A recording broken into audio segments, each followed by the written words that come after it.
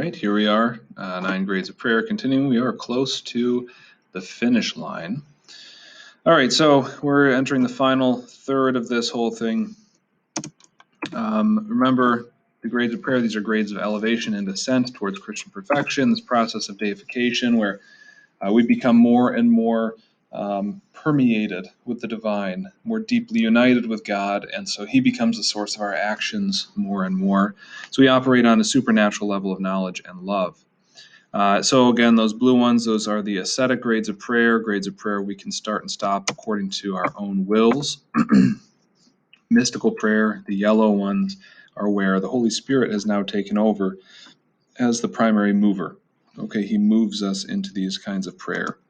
So, we just finished up, we talked about the prayer of quiet on our last spiritual conference prior to spring break. And the prayer of quiet is where the will is completely absorbed in God, so you rest satisfied in him, but your intellect is still free, you can still think, you can still do the dishes, and so on, all while resting in this very pleasant state of possessing God. Okay. Prayer of simple union. Now we're entering into the final 3 grades, okay, all 3 of which are prayers of union. Prayer of simple union here is the grade of mystical prayer in which all of the internal faculties are gradually captivated and occupied with God.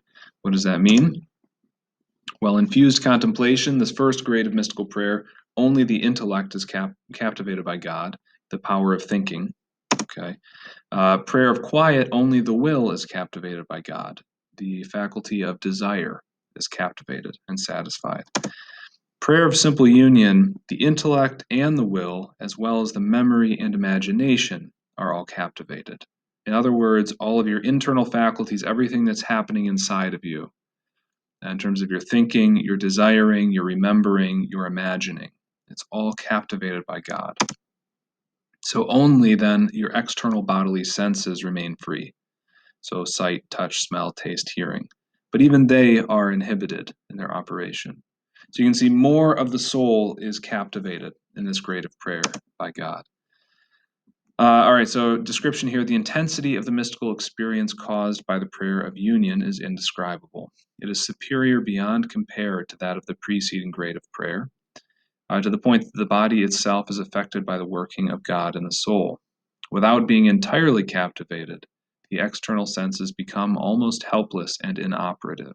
That is your sight, your hearing, and so on. The soul experiences divine reality with such intensity that it could easily fall into ecstasy. At the beginning, this sublime absorption of the faculties in God lasts but a short time, a half hour at most. But as the intensity increases, it may be prolonged for several hours. All right, quite a state to be in. Signs of this grade of prayer: absence of distractions, okay, to a new level.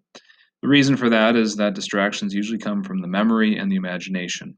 All right, things popping in and out of our minds as we're trying to focus in prayer. The memory and the imagination, though, are totally captivated by God. So they're fixated, right? There's nothing new popping up or coming in and out of the mind. Also, certitude of being intimately united with God, okay? A deepening of what we've seen in infused contemplation.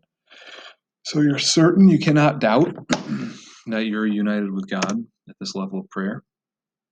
There's no weariness or tedium. So you're overwhelmed with delight, but you never experience any fatigue or tiredness or boredom, no matter how long, no matter how many hours this prayer lasts. Why is that? Because the source of grace is inexhaustible. Okay, this is an infused, mystical state of being, right? And you're going to remain in that state for as long as God desires. Okay. All right, so a couple of effects. These are not all of them. But one, of course, is complete detachment from earthly life and a strong desire, in St. Paul's words, to depart this life and be with Christ.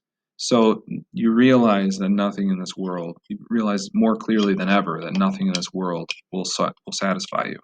Okay. And so Paul talks about this, a caught between the two. For to me, life is Christ and death is gain. Okay, if I go on living in the flesh, that means fruitful labor for me, and I don't know which I shall choose.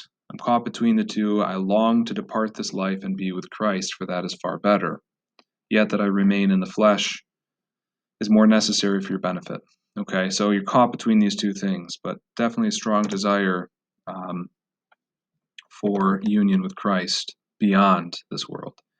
But also a desire to suffer great trials, first to prove your love for God, and then secondly to obtain grace for others as well. Okay, so a great willingness to suffer at this point. All right, concomitant phenomena, things that often accompany this grade of prayer. One is called mystical touches, instantaneous supernatural impressions that give the soul the sensation of having been touched by God Himself. Like boom, like whoa. Okay, kind of an instantaneous impression. Great delight.